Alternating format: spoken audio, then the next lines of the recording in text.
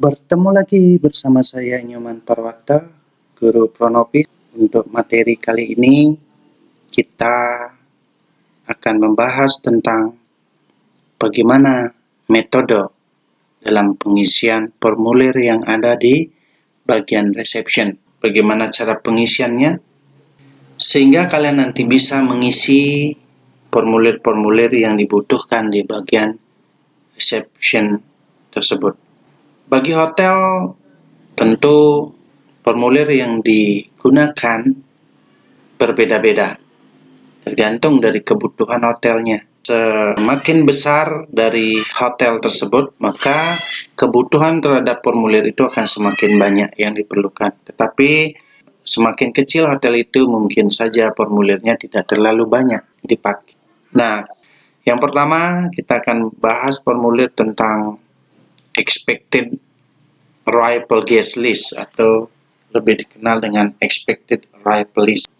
Formulir ini adalah formulir yang diperuntukkan khusus bagi tamu-tamu yang sudah memesan kamar sebelumnya. Ketika tamu sudah memesan kamar, maka tamu tersebut biasanya sudah memberikan informasi atau data secara detail tentang jenis kamar apa yang dibutuhkan, kapan dia datang, dan lain sebagainya, sehingga bisa dicatat ke dalam formulir expected arrival list atau tamu yang akan diharapkan tiba pada hari tersebut. Nah, apa isinya? Di sana ada date atau day, itu adalah tanggal atau hari dibuatnya formulir tersebut, atau hari. Room number, itu nomor kamar. Nomor kamar berapa? Tamunya belum datang, tetapi sudah diberikan nomor kamar karena dia sudah memesan. Kemudian confirmation number itu berisi nomor konfirmasi yang ada pada confirmation letter. Itu biasanya dibuat ketika tamu itu memesan kamar. Kemudian ada guest name. Guest name, nama tamu.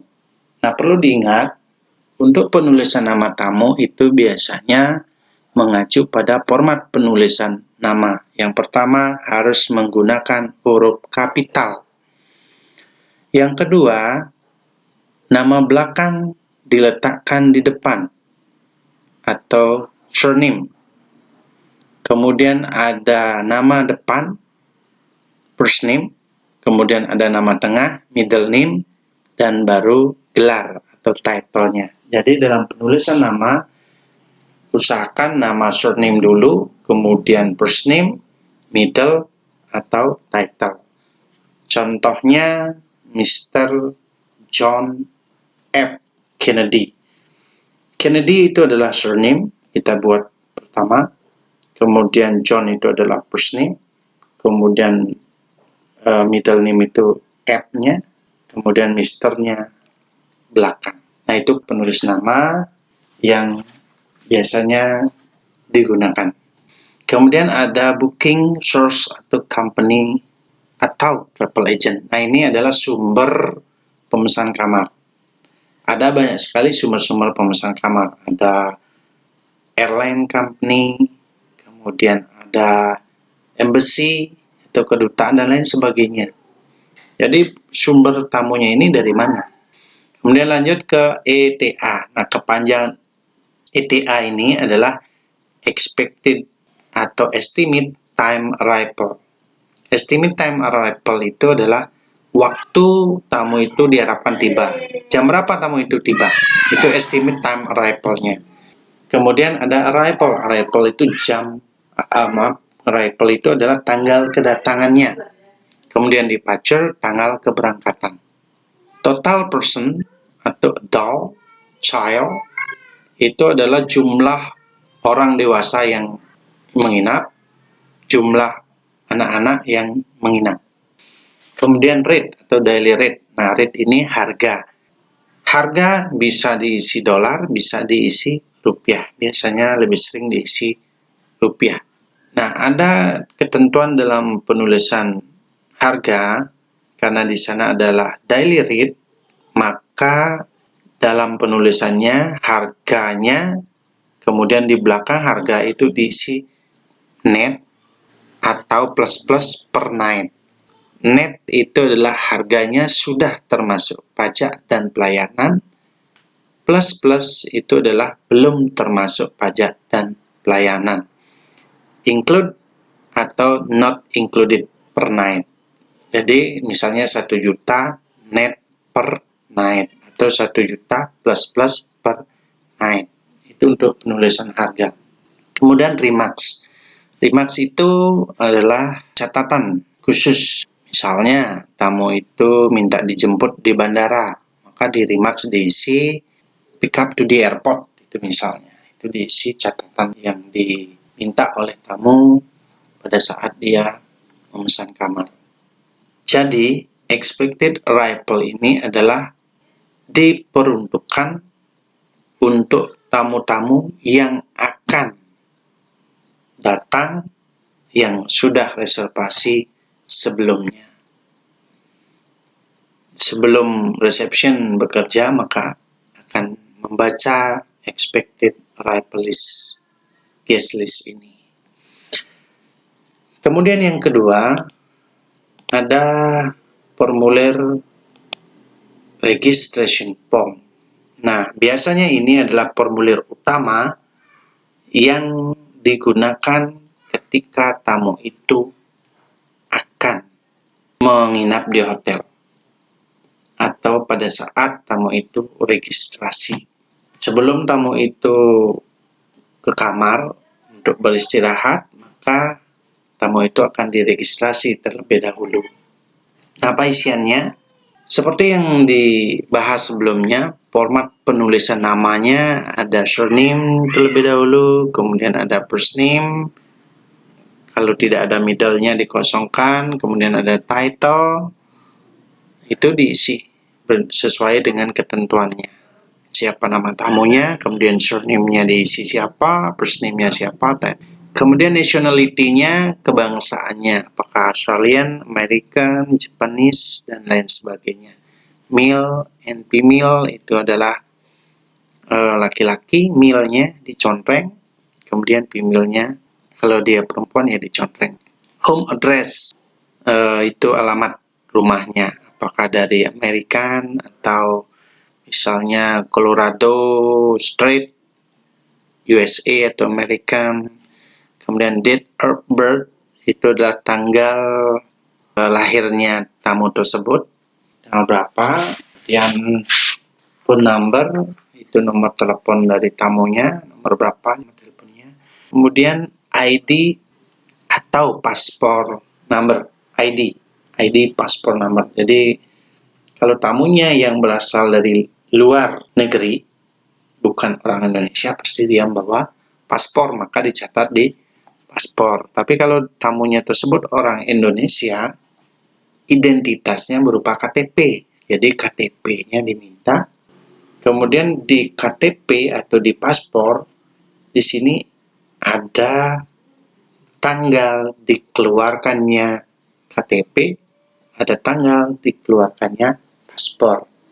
Kapan kita membuat, itu ada isi tanggal dikeluarkannya. Maka di sini diisi misalnya hari ini tanggal 2 September 2020 kita buat paspor, di sana diisi. Nah, paspor biasanya ada berlakunya bermacam-macam karena tergantung dari jenis paspornya. Ada paspor kunjungan, itu biasanya ada 5 tahun. Jadi kalau dia 5 tahun, maka di expiry date-nya atau masa berlakunya, maka di sini kalau di sini 2020 kemudian berlakunya 5 tahun 2025, maka tanggal 2 September 2025 untuk masa berlakunya. Jadi date of issue ini adalah tanggal dikeluarkannya paspor atau KTP, expiry date-nya adalah tanggal berlakunya paspor atau KTP. Tapi kalau KTP sekarang seumur hidup, tidak ada masa berlakunya. Nah, kemudian occupation itu adalah jabatan apa jabatan tamu tersebut atau pekerjaannya apa. Apakah dia farmer, teacher, atau masih student, atau yang lainnya. Itu di occupation-nya. Kemudian ada next destination. Next destination-nya itu rencana tamunya akan pergi kemana setelah dia menginap di sini. Apakah pulang ke negaranya, atau pergi ke Jawa, atau pergi ke daerah lain. Ya, silakan diisi di next destination. Kemudian ada bisnis. Ini adalah tujuannya, apakah dia berbisnis, apakah dia turis, atau apakah dia yang lainnya. Jadi kalau dia tujuannya adalah untuk berkunjung, berwisata, maka dicontreng di turis. Dicontreng di turis ini. Kemudian other ini yang lainnya. Kalau misalnya dia punya keluarga, mengunjungi sanak keluarganya, ya di sini other. Kemudian tipe tamu ada dua, yang sudah reservasi atau yang belum reservasi. Kalau yang sudah reservasi, ya itu dicontreng di sini.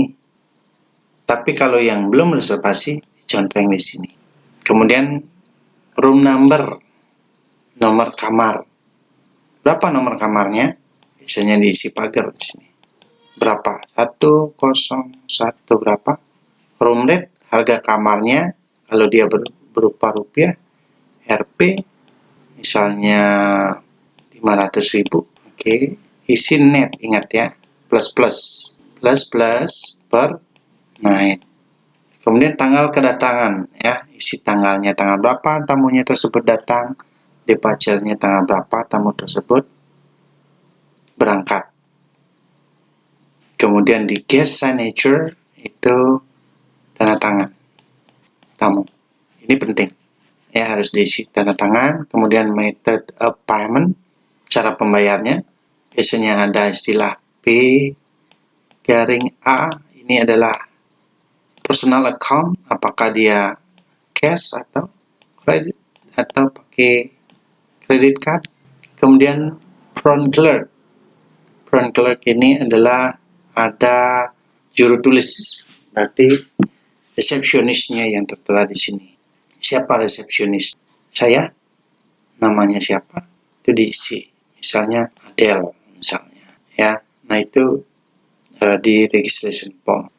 Baik, kita berikutnya di breakfast coupon. Nah, breakfast coupon ini adalah kupon yang digunakan untuk mendapatkan sejumlah makan pagi. Jadi kupon ini biasanya diberikan ke tamu untuk ditukarkan untuk mendapatkan makan pagi. Apa isinya? Ini simple. Isinya nama, nomor kamar, dan valid on. Tetapi biasanya di valid on ini diisi tanggal berlakunya kupon. Kapan dia berlaku? Ketika tamunya datang, biasanya tamunya datang itu di atas jam 1 atau di atas jam 12 siang, maka breakfast-nya itu tidak mungkin diambil pada saat tamu tersebut datang karena tutup restorannya jam 11. Jadi breakfast biasanya digunakan 1 hari setelah tamu tiba sampai tamu tersebut akan meninggalkan hotel. Itu diisi di sini adalah 1 hari setelah tamu check-in sampai tamu itu akan meninggalkan hotel. Kemudian ada berikutnya adalah guest card. Guest card itu biasanya formulir yang berfungsi untuk sebagai identitas tamu itu menjadi bagian atau sudah menginap di hotel. Di identitas tamu itu diketahui dari guest card ini apakah tamu itu adalah orang hotel. Kemudian ketika menggunakan fasilitas hotel itu cukup menunjukkan kartu identitas ini akan mendapatkan fasilitas-fasilitas yang mungkin ada diskonnya atau ada free-nya dan lain sebagainya. Dan ketika keluar hotel, ketika menitipkan kunci di reception, kemudian mengambil kembali kuncinya, biasanya dengan menyerahkan kartu guest card. Nah, dari isiannya, Mbak Kira sudah jelas sekali, tidak ada yang rumit cara pengisiannya. Di Di sini ada namanya, nomor kamarnya, harga kamarnya, tanggal kedatangan, tanggal keberang. Jadi tidak terlalu rumit dalam pengisiannya. Kita lanjut ke cash receipt atau bukti pembayaran secara tunai. Bagi setiap tamu yang akan menginap, biasanya akan diminta down payment atau uang muka. Nah, untuk uang muka biasanya tergantung dari kebijakan hotel. Ada yang full payment atau ada yang minimal 1 malam. Itu ketentuannya tergantung kebijakan hotel. Ada yang dibayar penuh, ada yang dibayar 1 malam. Nah, khusus untuk cash receipt ini, atau di hotel juga disebut dengan official receipt, ini adalah bukti pembayaran ketika tamu itu membayar secara tunai. Apa isiannya?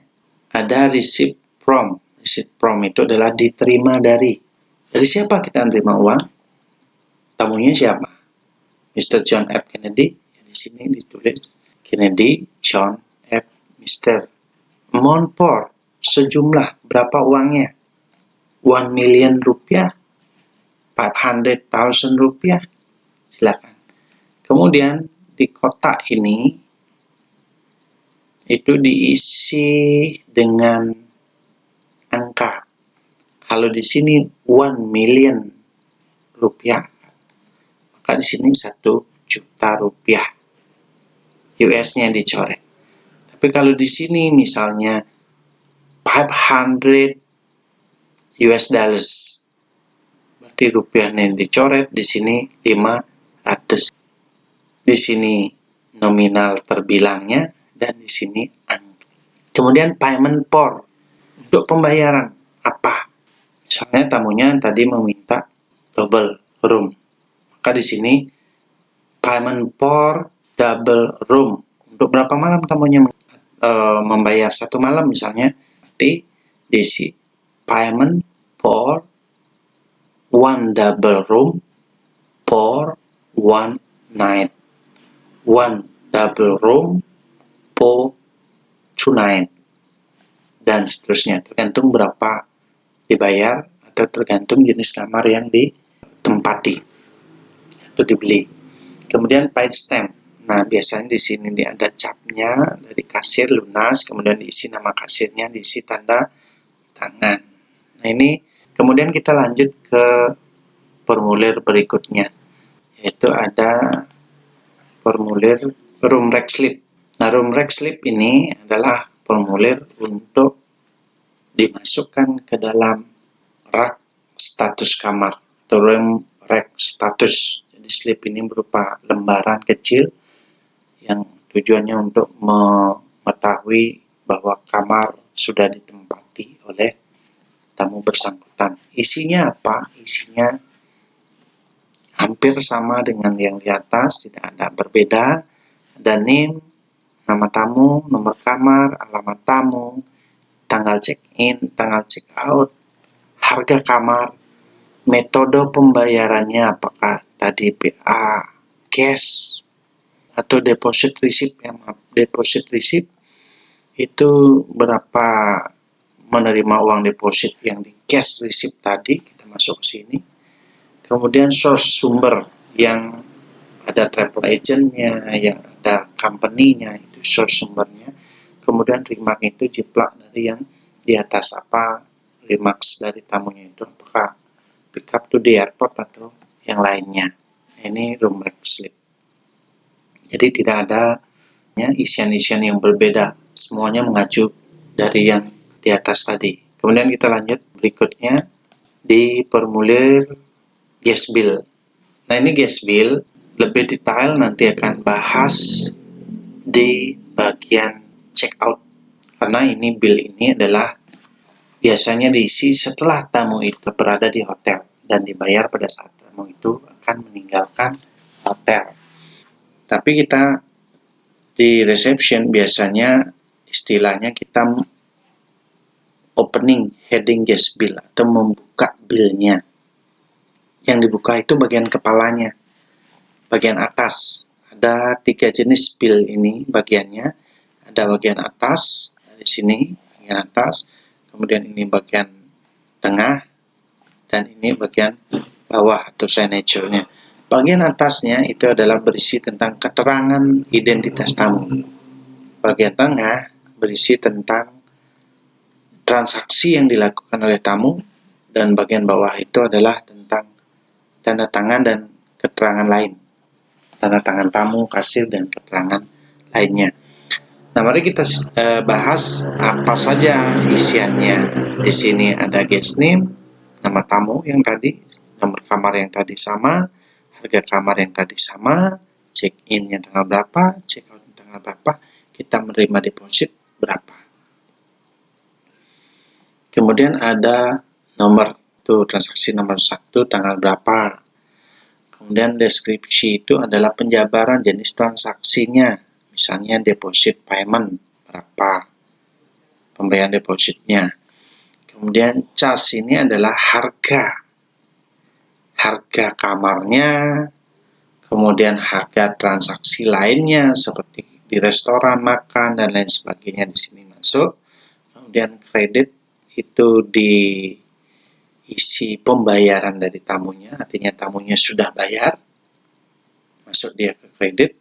Kemudian balance-nya dari harga pembayaran ini yang dilakukan oleh tamu dengan yang dilakukan transaksinya, harga transaksinya apakah sudah sesuai, cocok, atau masih kurang atau lebih. Ini ada di balance dia. Ini kan masuk ke sini sehingga totalnya berapa, terus apakah masih ada utang. Kalau masih ada utang, ketika check out diminta lagi berapa. Kemudian setelah selesai, maka kasir, cash itu akan menandatangani bilnya, diberikan ke tamu, dan kasir juga akan keep sebagai bukti bahwa tamu tersebut sudah melunasi. Nah, ini bagian cash bill-nya. Jadi untuk cash bill, kita akan bahas secara mendetail apa saja isiannya itu pada bagian berikutnya ketika kita membahas tentang check out. Untuk hari ini, kalian cukup hanya mengenal saja, sehingga kalian tahu bil-bil mana saja yang digunakan di bagian reception. Kembali lagi, Bapak ingatkan untuk formulir di bagian reception itu ada beberapa jenis. Kemudian formulir itu banyaknya tergantung dari hotel, dan yang pada umumnya formulir yang digunakan ketika tamu itu mendaftar di hotel itu ada, kalau tamunya itu sudah memesan kamar atau reservasi, maka kita akan melihat data tamunya itu pada expected arrival guest list. Kemudian ketika tamunya datang, apakah dia sudah memesan atau belum memesan kamar. Ketika registrasi, dia akan didaftar di bagian reception. Nama formulirnya digunakan adalah registration form. Kemudian pada saat pendaftaran, ketika tamunya sudah deal menginap, maka akan diberikan guest card sebagai bukti bahwa tamu itu adalah bagian dari hotel sebagai identitas tamu. Ada breakfast coupon untuk mendapatkan makan pagi. Kemudian biasanya hotel juga menggunakan welcome drink card. Kemudian ada cash receipt, itu digunakan ketika tamu tersebut membayar deposit dengan uang tunai. Kemudian ketika tamunya meninggalkan area reception atau lobby, maka reception akan membuat ada room rec slip, kemudian dia membuat guest bill, mungkin ada dia membuat nanti namanya arrival list. Nah, itu formulir-formulir biasanya yang digunakan di bagian reception. Jadi untuk hari ini cukup dulu penjelasan dari Bapak Mudah-mudahan kalian sudah memahami cara pengisiannya, dan tugas kalian untuk kali ini adalah isi beberapa formulir sesuai dengan studi kasus yang diberikan pada bagian tugas. Silakan dikerjakan dengan baik sesuai dengan tutorial atau informasi yang Bapak berikan pada hari ini. Terima kasih atas waktunya. Sampai ketemu lagi pada materi-materi berikutnya.